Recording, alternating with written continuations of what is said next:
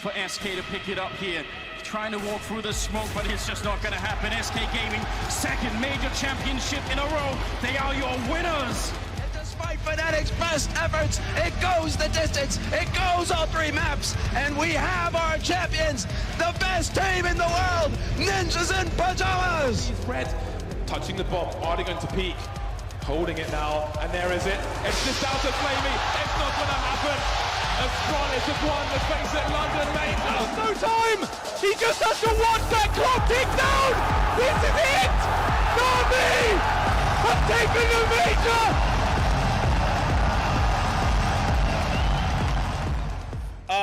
So Astralis 2018 versus Luminosity 2016. I do have an inkling about how this is going to go, but I'm not going to have any preconceived ideas. I put it this way, spoiler, like I just did about Fnatic. Like, I think we're all just insane stands for the Astralis team, and they're probably going to win the whole tournament. Yeah. Aren't they? Like, I don't want to feel like I've spoiled it or anything, but like, let's just put cards on the table, guys. We'll do our best around that, you know. Yeah, and Santa Claus isn't real.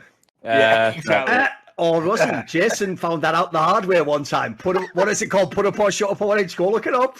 There was actually a game show I won against Jason by actually explaining that Santa Claus is in fact real. You'll have to go check that out. That was actually low key as a random aside. One of my best moments, even though it was just a throwaway. Oh, is that the one where you said because he's got the red and white, it's the flying mushroom thing? Exactly. Yeah, I did this whole thing from like some territory. Psychedelic. It was good though, because the reason, by the way, the reason the joke's funny, without telling you the jokes, you can go watch that. It's just because it was like the joke question at the end to decide, like, tiebreaker, and because obviously they asked me, is Santa Claus real? Well, Jason's thinking like, because I said yes, he's just thinking, well, I've won, haven't I? Like, obviously, I'm just going to say no and win. But because I gave such a ridiculous, I just put like, essentially, I just did it like confidence trick. I just sort of believed in it. Yeah, the problem is because I put so much belief in it, like I sold the idea completely. And at the end, it was like Nico just going, it's not even true. None of it's true. It's like, it doesn't matter, Nico. They all believe it now, mate. They all believe it now. I don't know why I picked Nico for that example. Just an arbitrary name. Go on. Anyway. Yeah, it's an arbitrary name. Anyway, so look, one of the things that we've said, kind of consistently over the course of this tournament is that maybe Luminosity shouldn't be here.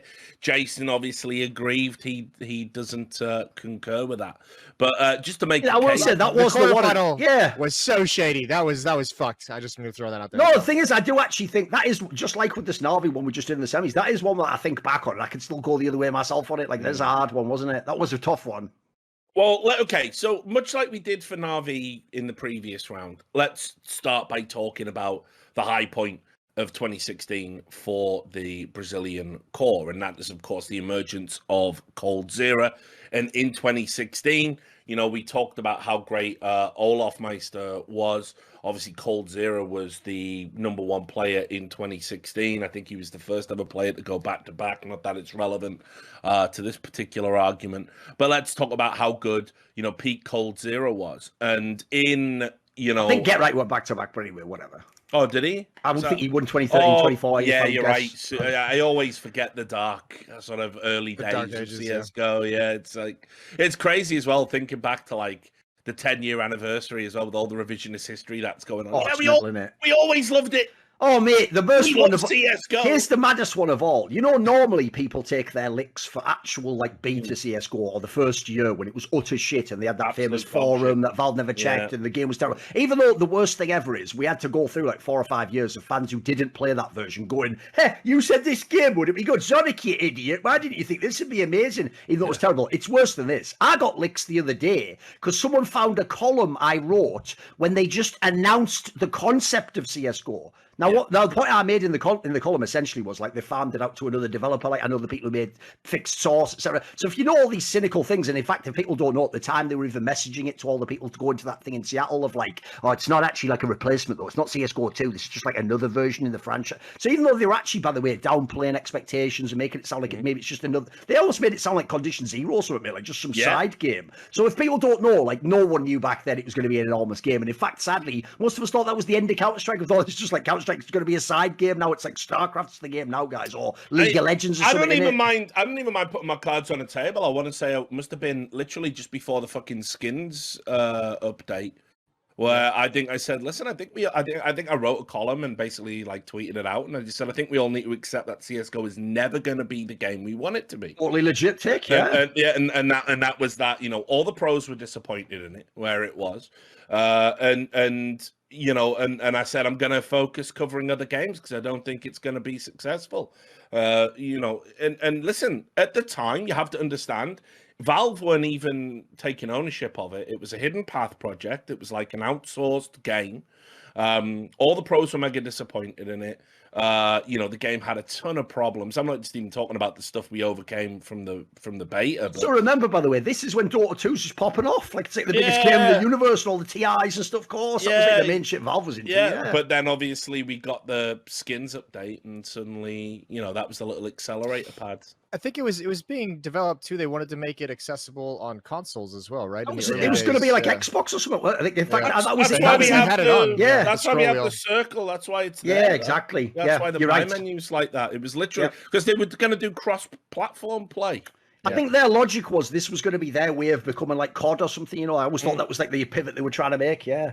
Yeah. Well, I mean that was the double entendre in the name, global offensive. It was going to be console, PC, all over the world. Coming together. It just never worked out like that because it's FPS games and consoles fucking suck. The thing is, though, that one name has paid off just for my career. Like thematically, I have worked in a game called Global Offensive, and I think, you know what? I understood the assignment. Before you became esports. Before I just was the entire genre itself. Yeah, why not? I'm just going to lean into that forever now more. Just start like the living avatar of like It's all you can do. I know. It's all you can do. It's all like at the end of like Tron or something. I just like it's become the whole thing. I know. Even I can barely keep that going, but fuck it. It's too late now. I have to keep it going till the end. Anyway, to 2016. Let's talk about Coldzera. What about Coldzera, as they say? Exactly. That was real, by the way. That's how huge this team was when the Brazilians came. It's not a meme. If I posted anything, like if I posted, "Oh, Kobe just had a great game," people would just be like, "What about Coldzera?" Because like there were just so many Brazilian fans on the internet. Like he was a fucking phenomenon. So 2 majors. Obviously, they won Columbus and Cologne. MVP at both of them. And clearly so as well. Yes, like not even close. Maintained a KPR rating of 0.80 for the entirety of the year. Had a 1.28 rating in the overall at both of those majors, which was way and above the best for that year. He played 74% of his maps with a positive HLTV rating, making him the #1 player to do that. And also finished the year with a 709 kill to death differential. Again, I think he beat the next person by like something like 200 kills or something. It was, like very, very dominant year for him. So let's start there. Coldzera, like obviously was a phenomenal player. I think what really takes me aback at the 2016 version that he became is that, unlike Olaf Meister, where you had the little LGB accelerator pad of all the talent and you knew these players were going to be good, it was just how good they were going to be. Coldzera becoming the #1 player in the world by that margin for a player we hadn't heard of and only like really had Fallen and a couple of other notaries in the scene vouching for him. I think it's one of the biggest leaps in terms of talent I've ever seen in any esport. It's absolutely ridiculous that he went from being obscure player, playing on little known Brazilian teams to this. I think I would push back on that a little bit just because I think Coldzera in like by the end of 2015 had really showed that he was. I don't think we realized how special he was going to be in terms of like being the #1 player, but he had shown that he was like a force to be reckoned with as soon as he came onto that team. I think the real switch for that Luminosity team was the addition of Taco and FNX as kind of like more powerful, like kind of sinewy glue elements, supportive elements of the team that really allowed him to become something special. But like them coming in, because you had Fallen, which you knew was playing very well at the time with the AWP. You had Coldzera, who was playing very well. Those two guys coming in, and Zeus as the coach, like brought all those players to like a different superstar level than they were capable of before. So that for me was the defining factor for Luminosity in 2016. But I mean, I'm not going to push back on anything that you say individually about Coldzera at all. Like this was an incredible talent and an incredible influence. And I mean, still much like Flusha, like still to this day, I think he holds like some crazy ass records of like majors and of his individual performance. Like I don't think he went like 3 years without like a negative rated event on LAN. Like it was something mental from like the end of 2015 all the way up to like 2017. I don't think he had like a negative rating on LAN. Like it was wild. The guy was just mental, and his ability to clutch. And I think the contrast to like someone like an Olaf Meister that we just discussed in the previous semifinal and some of the other superstars was like Coldzera had everything set up for him to succeed as the superstar. And I mean, he just took it and ran with it. Well, like Olaf created things. Simple, obviously, is an incredible playmaker. Coldzera was just like, yep, I'm going to bide my time. I'm going to play like pretty conservative and play pretty standard stuff for the first like 45 seconds, minute of the round. And then at the end of the round is where I just straight up take over and I will destroy you. And he was a beast in every sense. And just another one of those players who just like mechanically, like he hit all the details, cleared all of his corners. You could watch it in the way he played. He knew exactly what was coming, knew exactly what fight he wanted, and waited patiently for the moment in which that fight was at the perfect time. And he was just breathtaking what he was able to do consistently.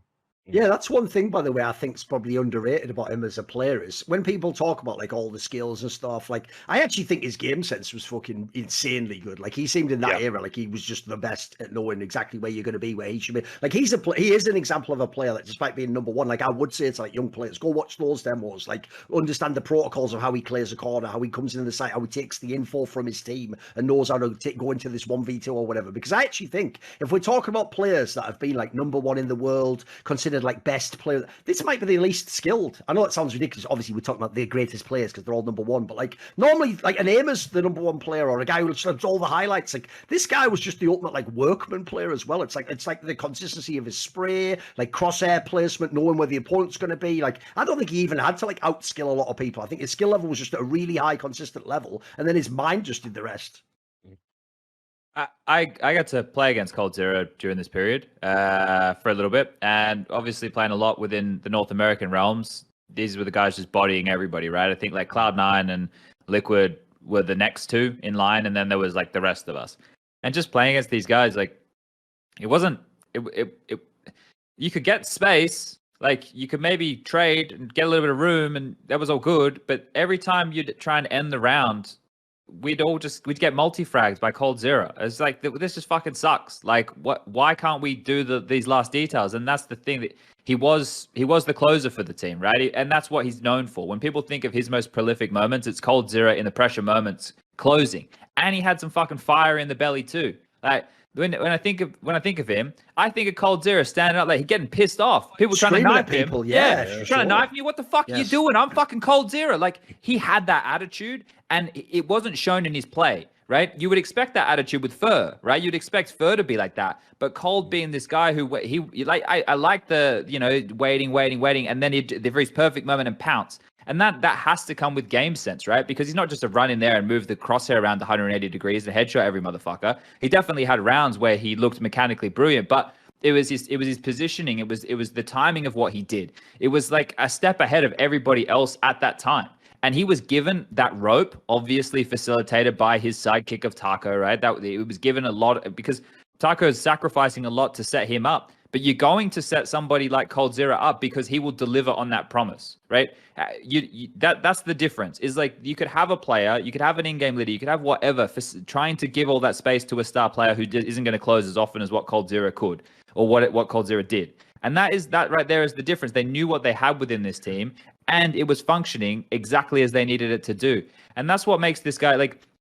He's another one of these names, and this is why these guys are so deep in this tournament we're doing here, is because they were the big game players. And Coldzera, like, one of the ultimate big game players, yeah. Has to be, because they were a team as well that you never really could put away. They were down, they looked like they were against the ropes, and then Coldzera happened, or something crazy happened. And yeah, he was a scary player to play against, and a hard one to dissect, because you know what he's doing. Where's Coldzera going to be on train? Sitting at the back of Ivy in back lane with either an AWP or a rifle. How's he going to rotate? Exactly. It doesn't matter. I watched the demos. I knew what he was going to do. It didn't fucking matter. Like you couldn't stop this guy. He was. It was definitely fun to get to witness him playing back then. That was that. No, Yeah, wait. good memory. Since obviously one of the most famous and iconic moments of this player in this era was obviously the jumping orb shots against Team Liquid on Mirage, etc. I've got an angle I even thought of on that no one ever thinks about, which is if you know the story of that, it's even more ridiculous. Like Fallen said it in this Reflections interview I did with him. Basically, he says in that round, because remember they're down like 6-15 or something mental, like because they just think the map is over and they go into the next one, and they're like half broke if people don't know in the round, like they don't have like a proper buy. Basically, Fallen just says something like everyone just do whatever you want, as in sort of like, look, it's the last gasp, like fuck, like we don't have a proper buy, just basically do whatever, like, and I think he says it's something like, you know, do something that you think will make you win or something, like some crazy line like that. Remember what Coldzera does is buy like a glass cannon AWP, go to that spot on fucking B where normally you only ever peek if you got the angle and you play, and just jump and do no scopes. Like, look, that is like it doesn't make sense, but like you don't realize no one else would even do that, so no one else would ever make that round happen. Like that's not like there's no logic to that. That's not like how you play Counter-Strike. So even that's just like even in like a mad moment, like no one else would even create that moment. Like that, it's the same with the simple 1v2. No one would even try that drop down. Like, no, like that's not, it doesn't even make sense to try. So there's that even shows there's an element of genius in Coldzera's play, in my opinion. Yeah, I think he was one of those players, and I think what I really liked about this team and what made their kind of fall like feel so sad is that they truly would they would truly do anything in the game. They would try anything. They were capable of producing moments that no other team could produce. It was the first time I really was kind of like with Fnatic, you had an incredible team that you know why they're winning. You know what they're doing. You can see it. It's all there. But like, you never got the big plays, like some of the things Fallen would do with an AWP, or like say the Coldzera infamous play. You know, these guys like would just be like, fuck it. You know, like this is we're gonna try something, and if it works, we're gonna turn the game on its head. And I adored this team. It's why I loved watching these guys. I religiously never missed a game. And like I say, I think that once they got, you know, those majors and they'd had that success and the scene, you know, and they started to come apart at the seams, for me, it's one of like the greatest tragedies to kind of like see where they all are now. I really wanted this team to be way more dominant than it was. I think it deserved it. Yeah, they were one of the first teams that played like beautiful Counter-Strike too, in a sense, right? Like you actually got like this like sense of like poetry when you were watching them and how they could move across the map. The Brazilian equivalent of soccer, essentially. In Samba CS. Yeah, exactly. We had Samba CS, and you know, it was the beautiful game. It was inspiring in a way that I think like not a lot of teams really. But like put it this way, there's a reason so many neutrals, not just Brazilian fans, loved this team. They are the complete antithesis. Remember, we'd had the 2015 and even the start of the 2016 era with just Fnatic, you know, CT side, but excellence, tactical excellence, impenetrable defensive play. And then you just had this team come along that were just the complete, you know, antithesis of that. Well, they also had like a fucking, I mean, not even anything to do with gameplay, but they had like a really cool story coming into 2016 too, where they made those roster changes going into that like Face It DreamHack. They got 0-16 their first game together with Taco and FNX, and they made that insane run where they beat everyone all the way to the finals, lost it in the finals. They did Katowice at the start of the year, made it to the grand finals against Fnatic, went up 13-2 on the first map, ended up losing that first map in overtime, smashed the second map, went up like 12-3 on the third map, and then ended up losing that game as well in like an 0-3 loss, and then they went on to win Columbus after just that money on this game or something. How do you remember all those things? I know, like were you secretly pulled against him in this one? So I was casting that game, and it's like one of the first big games I cast, so it's just it's just there. It's just imprinted a little bit. But yeah, I mean, well, you think about it too, like all the teams that we've that have made it this deep always had like era-defining players and like a player who had like a play style and things they could do that no one really at the time could do. And I feel like post-op nerf, Fallen was probably the first opper we had who could have that like aggressive, combative opping style where he's in the thick of it, where he's taking like really shallow angles and then getting back into cover and then another fast shot. He was one of the first oppers, I think, that kind of revitalized a shadow of what like JW and Kenny S were doing pre-op nerf. And then you had the aggression from Fur, and then you had the consistency in the late game of Coldzera. Both of those like just defining factors of that time. Well, I've actually got some stats. Sorry, go on, make your point, Chad. No, I was just going to say the story of the Counter-Strike is great too. Is great, but the story that I think like why everybody rooted for this team was not only did they play like a fun brand of Counter-Strike, it was exciting. All their matches tended to be that way. But the story of them is a story that everybody can relate to. They were the underdog story, right? They come across, they're sleeping on fucking mattresses in the kitchen. The American dream. Yeah. And the fact that they were the ones who were able to do this and what they turned around and now what they've become today, like the fucking empire that Fallen's built, like back then at the time, it was easy to want this team to win. They were likable. Like they weren't boring, right? They had a personality. They had a really good story about them. It was a team that, like, Brazilian Counter-Strike was defined in this period of time, right? It's massive. It's Brazilian Counter-Strike and Russian CS. That's where the two biggest player bases are. I don't know. I'll probably need some fucking stats, but that's what it seems like. And without this period of time right here and these guys doing what they did, I don't think it would have been anywhere near as what it is big. We might not be heading to Rio at the end of this year, right? Like for a major, if this never happened. So this team and this story behind it, it's like, I feel a little bit like Maniac right now because I'm going down the romantic kind of route with all that. But it's like, that's the case. This team, right, really did. Everybody wanted to see these guys win. I don't think of too many teams other than their opponents who weren't happy when the Brazilians were winning. They had to crowdsource flights to like Katowice in 2015 as well. Sure. By the way, one thing that I would say also is underrated when you put them in the context of this list is they had to play in North America. That's where they practiced. One of the reasons we also used to give this team mad props and they had a lot of goodwill is because this was unfortunately the darkest period in NACS. This is when like Sean Gares and the Cloud9's going off. Obviously, iBuy Power guys have been banned. So you don't have like a true number one team or team who could win a championship in this era of North America. So at the time, not only was it amazing that Luminosity came up and became number one, but again, that whole thing of like all those excuses we'd heard for years, like we've got bad practice here, it's just like 3 teams. They were in that mix trying to make miracles out of it. That was some like alchemical shit, mate. They took all of that terrible like practice thing and they became the best team in the world. Like mad props. That's part of the reason why. That's a good point, because that's one of the things that always made me love this team was like they just were that team that just made all the North American teams shut the fuck up with their excuses. Absolutely. And it was just like, thank God they just like showed that you can do it. You guys have been bitching about this for years, and a Brazilian team comes in and does it again with far less resources, far less like opportunities than you've had, and they just make it work. And that was really defining, I think, for the scene, because I think you saw some teams like in the years after that. Obviously, we saw the NRGs come up, the Optics come up, the Liquid obviously come up with their rise. So started in ACS, really did. It jump started 2 regions essentially. And don't forget as well, like 2 of the players that were on this team obviously had that cool story as well with where Flusher took some of the winnings from when Fnatic won Pantamera or whatever the fuck that tournament was called, and basically gave them back when they were in Kaboom before they moved to Keed, back when they had the Steel and ZQK lineup. They obviously he gave money so they could get to a qualifier for Katowice, I think it was. Yeah, look, I don't want to look. We did it as Vox Seminole as well. It just wasn't as much money, Richard. All right, so we don't talk about it too much. But we were there. We were there for him too. We were helping. Yeah. No, but I mean, but the problem is you were already nice guys. Flusher doing that was like when Big P does something, after an oil spill. Based on we'll give some money to charity, Based on what happened later, it was probably a fucking tax dodge. Yeah, exactly. He probably just wrote it off, didn't he? He was like, I gave money to some needy children, and some like underprivileged children in South America. So, there we go. Totally fine. Yeah, exactly. Yeah. That's so ridiculous. I know. By the way, I will always also love the simulation for creating that storyline. That just like Al Capone, we just only got him on taxes in the end. Like, that's so ridiculous story. That's the first thing I thought when I saw that headline, mate. Like, we never got this guy for anything. He got at the end for taxes. This is so ridiculous, isn't it? I know. So look, Jason was talking about Fallen.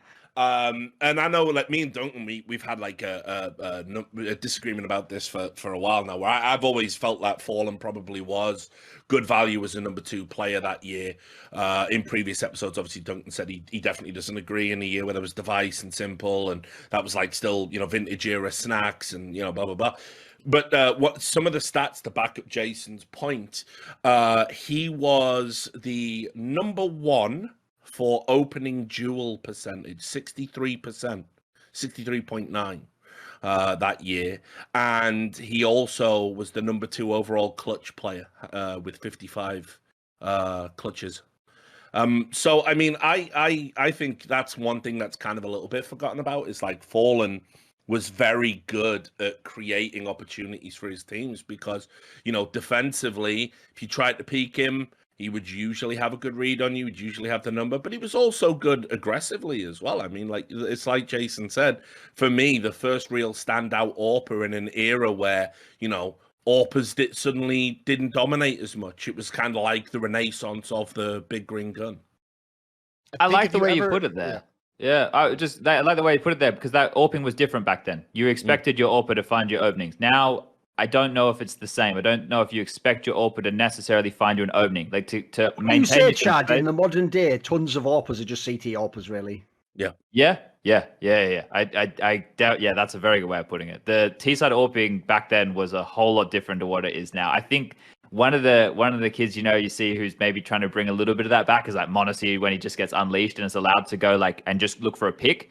But percentage wise, it doesn't make sense for an AWPer just to swing into an angle and take a fight because it's not just one angle, right? That's the thing. People you're normally exposed to a couple of angles, and even with YouTube, it's not the same today as it was back then. And that's what I think is one of the difference makes. We had a hard time with AWPers in my team. Like Havoc wanted to do it, and then he didn't. So then Yan wanted to, because the reason they didn't want to do it was a fucking hard job. It's like entry fragging as like me, an in-game leader on an execute. So not only do I have to throw the fucking trickiest utility because the rest of them are dumb cunts, I still have to run in first and call where I die from. Right? The AWPer back then used to just have to look for that fight in a round in a default. You would be expecting your AWPer, with the pack, to be looking for the. Whereas today they're set up more. There's always a flash. There's always a run boost. There's always something to help that AWPer on the T side. And even then, a lot of the time, they're just holding the angles. So yeah, I think framing it that way, Duncan, the CT side AWPers is very fair. I think if you're a viewer who never didn't watch that era, one of the great games for me that I remember that stands out for me from Fallen. I think this is actually one of my favorite series of all time that I've casted and watched that's kind of been lost in history is the semifinal of the ESL 1 New York, the first one in 2016. Yeah. If you ever want to go back and see a vintage Fallen game, go watch SK versus VP on Overpass from that semifinal series, and it's you just understand Fallen with the AWP. The cool thing about Fallen with the AWP in that time too is I think he wasn't necessarily as much of a volume fragger with the AWP as you might expect with some of the stats and some of the stature that he has from that year. But just his influence on how the round could play out, and just his presence on the map and forcing of opposition away and just being a force and dictating where your opponents can go. He had an uncanny knack. And I mean, obviously too, if you want to see some vintage Fallen, Train in that era too, really defined him. He was the center point of that Train run that team had of what, 17 or 19 wins straight on that map or something crazy. 17, one of the greatest ever streaks. 17. Yeah. And I mean, he was the center point with the AWP and that outer bomb site with it. And his ability to move on the ladders to grab information or kind of geolocate where his opposition is before he wants to commit to a fight. He just had a really, really cool tricks and details to his gameplay that made him really tough to go against. One thing I think's cool is him as an individual player in these clutch scenarios, by the way, one of the most clutch AWPers ever, actually had a quality a bit like his team, in the same way his team famously on T-side ran the clock all the way down, but still got the bomb down and still won the rounds.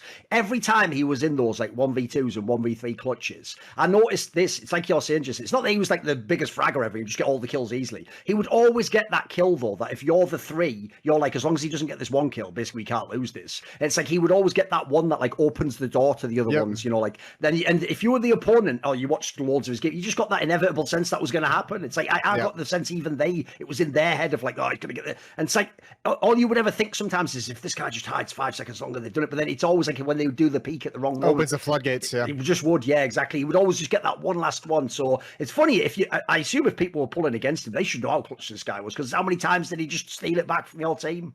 And I mean, I think that's an important point to bring up too, because even that Brazilian lineup in 2016, the SK and Luminosity, also kind of defined really clutch playing as a team. They were so good in post-plant scenarios of being patient, getting the retake when they still had time to go for it. I've always categorized, in my head, I always remember the Brazilian teams as one of the first teams I remember. Sometimes you'll see squads in 2-on-2s or 3-on-3s. They'll kind of spread across the map on CT side and really try and cover all the bases 50% so that they can all congregate together. Brazilian teams always kind of stuck together.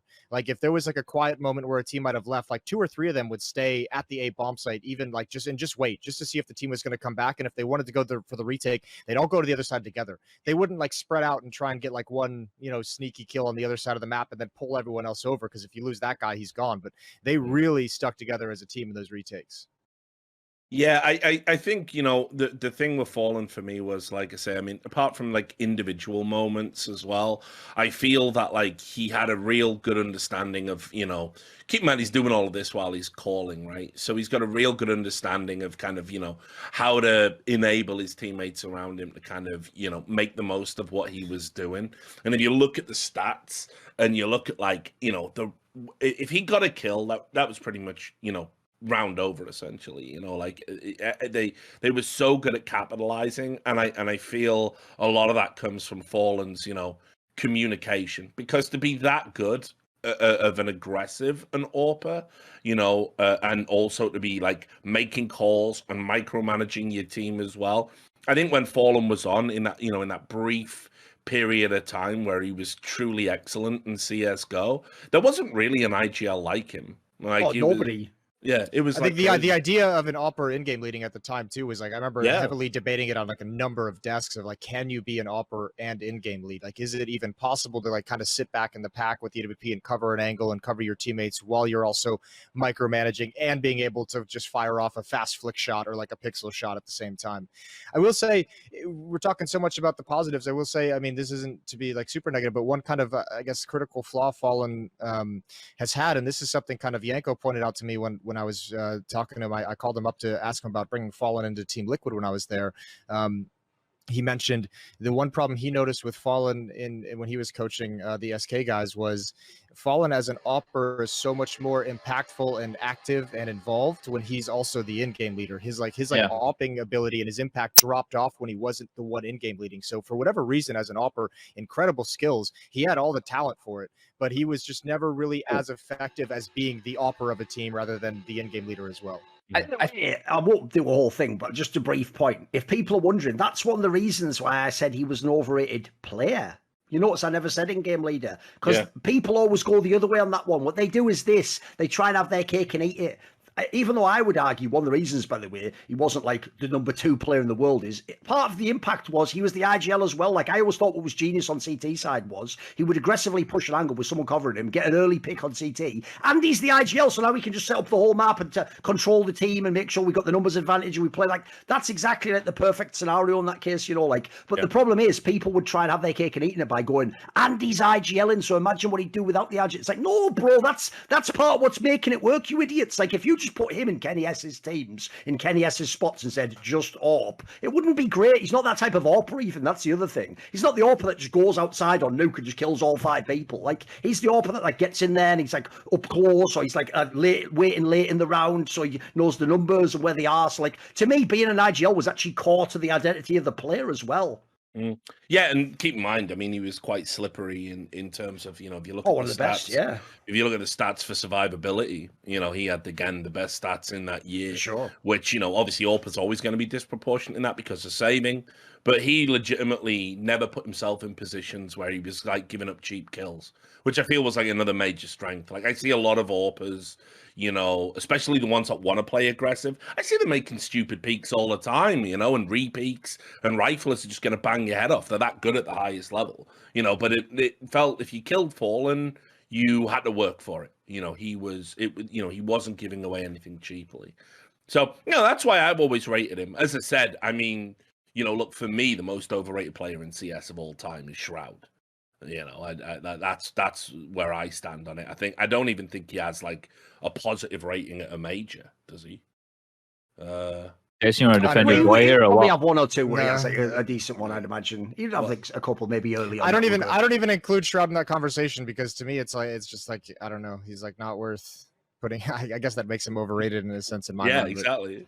I'll give you the 1-sentence version. The real reason, the problem with that, I'll do a whole video on it one day, of course, is basically just this. Years and years ago, I figured this out. No one ever has defined what does overrated mean. So there's 2 ways you can go with it. You can either go with it's the worst player that's in any way famous. So that's more like the Shroud angle there of like he's too famous for how good he was. Or you can go the other way, which is the way I chose to do, which is the players we talk about all the time. Who's the one that like people go on about way too much, but they weren't like the absolute best. So the real joke of that entire debate debate, by the way, and that entire scandal. It's like, I probably still would have this guy as like a top 20 or 30 player of all time. But people think I'm saying he's like the 1,000th best player, but I'm actually not. But whatever, as usual, nuance doesn't make it through Twitter, does it? No, it definitely doesn't.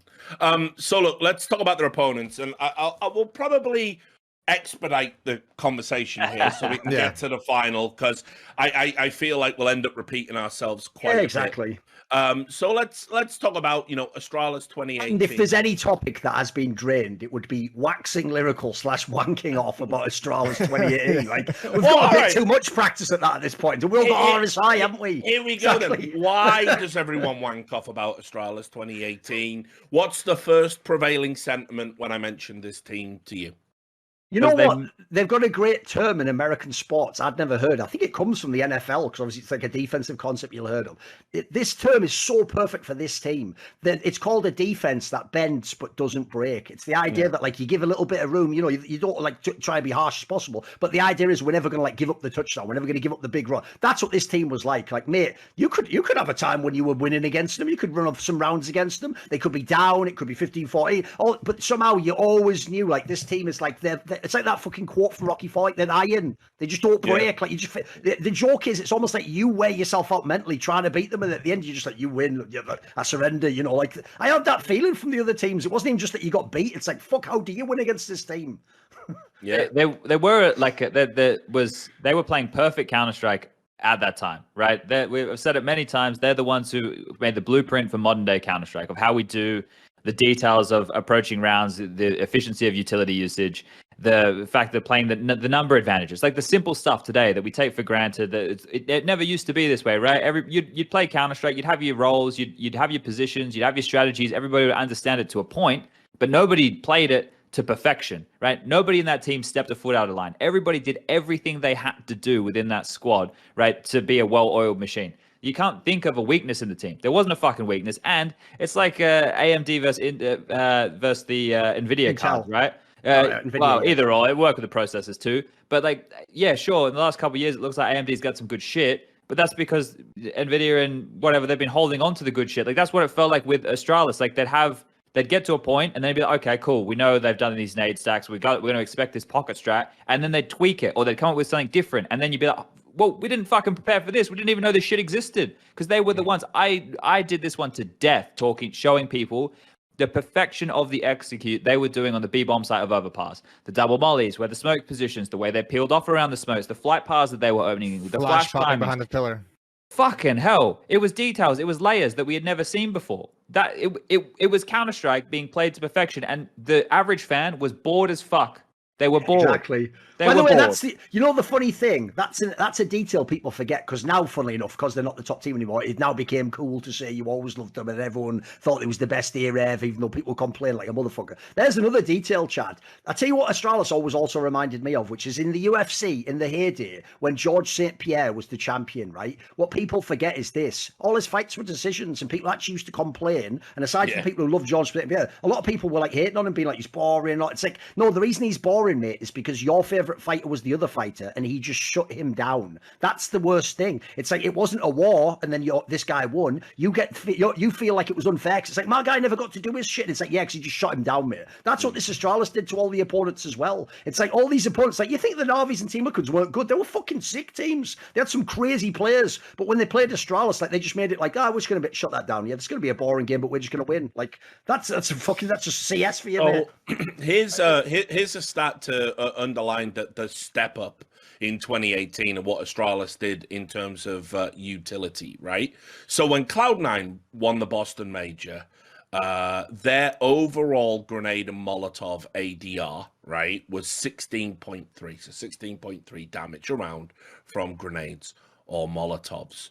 And at the same time period, when Astralis were 12th to 14th in that major with the Kiebi lineup that went out earlier in the tournament, they were only 16.8, right?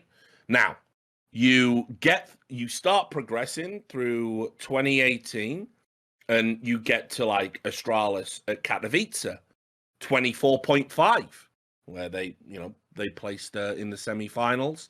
Then you get to IEM Sydney, 30.9 grenade and Molotov ADR. Then by DreamHack Masters Marseille, 31.7 ADR.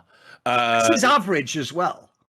Yes. So every round they just do like a third of a kill almost from just utility alone. ADRs. By the way, you know what's insane about that as well? It's like people can't possibly comprehend this if they're a modern day fan. But back then, look, on an execute, obviously you do the Molotovs and the flashes and the smoke. But randomly, for example, on CT side, there really are scenarios where if you pause the game or like, why you throw that nade? The pro player even would be like, just bored. You know, I was just going to rotate out the site. That was the real thing back then. Nothing else to do. Yeah, they actually had like a whole philosophy for it. Like that wasn't the thing back then. Like people did just throw them randomly, right? Or just like, don't know, just fucking want something to do in it. Glaive was the highest on the team. He would do 7.4 damage from grenade or Molotov every round, putting him in the like 98th percentile. It's no wonder, by the way, you notice, because everyone forgets that as well. Dude, it was always Glaive that triggered all the people like Nico. Yeah. Because it was this shit. It was like, so wait a minute, I'm starting the round. Like, he just hit me with a grenade at the beginning of the round. He's shooting me through a smoke. It's like, it's just the fucking IGL. Like, we have to deal with all the rest of them as well. Like, no wonder he's tilting people. Oh, yeah. And people obviously, like, I remember when that smoke bug came out, you know, not that long ago. Well, I say not that long ago, it's probably a couple of radar, years. Yeah, the old radar thing. Yeah. And well, there was the radar thing, and then there was the other one in the online era as well, wasn't there? And everyone was like, oh, well, Astralis must be using that. You know, and it's like, no, I don't think you really realize like how much work they put into like understanding every aspect. Like, obviously, they throw the smoke with such precision. They know where it's going to be, and they know the most likelihood of someone who's going to be on the other side. And that's why like Glaive was getting all these like, you know, him and Dupree used to fucking nightmare mode people through the smokes, and people used to fucking rage about it all the time. And it's like, bro, that is because they put so much time into it. These things are not flukes, you know. We've forgotten to even mention that because obviously, like, it was mainly from the TSM era. But even that random detail, you remember that period when Dupree used to just like 1 in every 4 rounds just get a deagle kill on overpass coming out of that water tunnel? Like, what was that shit? Like, dude, now in the modern day, you do the kill as the CT from that boost all the time. He used to just kill the CT randomly like half the time or something, wasn't it? It was ridiculous. I think there's no other team that we've talked about of all these historical teams that kind of raised the bar of Counter-Strike the way that Astralis 2018. Like nobody lifted it to the same degree. And I think part of it is I think this Astralis team introduced the concept or brought in the concept of like playing to percentages, like not just the utility usage. It's kind of like you said, Duncan, like you'll give up like a couple like 5-yard runs, but you're not going to give up the touchdown. It's like the concept of like saving their weapons. Like, hey, yeah, we're in a 3-on-3 at the B bomb site of Inferno, but it's such a low percentage retake that like, why would we even fuck with it? We're just going to back off and save these weapons. And we're going to make sure that we have the most rounds we can fight for with an effective, you know, arsenal of rifles, and just refresh our utility. And we'll just rinse and repeat it with these 3 rifles. Like those kinds of things, those kinds of concepts are really kind of defined by Astralis. The idea of how detailed your prep could be into your opposition, they brought that into the table with Zonic and everything. This team like literally raised the entire stakes of professional Counter-Strike to a degree that no one else did. So look, wait, you notice you just mentioned something there as well that is obviously not at all sexy. There's nothing sexy about saving the gun. Like if you ask the fan, they want it to be like simple. You go for every 1v3, don't you? Right? I remember because obviously I've been a big device purporter, etc. over my career. People used to always use that to hate on this team as well. They would be like, all device does is get eco kills and then just save the AWP. And it's like, mate, just bring in all the coaches in the world into the room right now and repeat what you just said there. The joke is like Zonic or someone would be like, I'm so close. Be like, and then he saved the gun and he actually had enough for a Bidex. Oh my God. Like that's like the dream. What are you talking about? Like, do you know how many fucking IGLs want to convince the guy to save properly? Or, and by the way, even that angle, like I even said it back in the day, like that's like a take from 1.6, mate. What are you talking about? He's cleaning up ecos. There are no ecos. Those people have deagles, Tech 9s. They're rushing him. They've got grenades. Like they get the bomb out. Like, if by the way, if you could clean up all those ecos every time, again, that is the coach's dream. Like, I'll put him on the B bomb site. You know what I mean? Like, what are you talking about? Yep. These are actually strengths if you're in the right team. So, look, I'll tell you what we'll do to put more of the discussion, the delicious final. Why don't we get to the vote for 2018 Astralis to win? Why don't we get there? Yeah, I know exactly. Pretend, though, like it was a real deliberation. Oh, exactly. No. Yeah. Well, I mean, listen, tough obviously, call. Yeah, I know. Like, 2018 Astralis for me. Are there any dissenters? For me. Yeah, I don't even think there's not even a conversation. Especially because, like we said, the Luminosity one also, we discussed earlier, they were touch and go to get past Team Liquid. Like that wasn't like I think they've already done fair enough to get this far in the tournament, mate. We saved Liquid fans here, though, right? Imagine if Liquid got to exactly. They lost to one last time. By the way, that would have been bullshit. Exactly. Let's compare the best Liquid team ever to who? To who? Thorin? To Astralis. to their nemesis. Yeah, there's an iniquity to that. They don't deserve that as well on top of everything else. So, all right, congratulations to Astralis 2018 going into the next round, the grand final, where they will face 2015 Fnatic.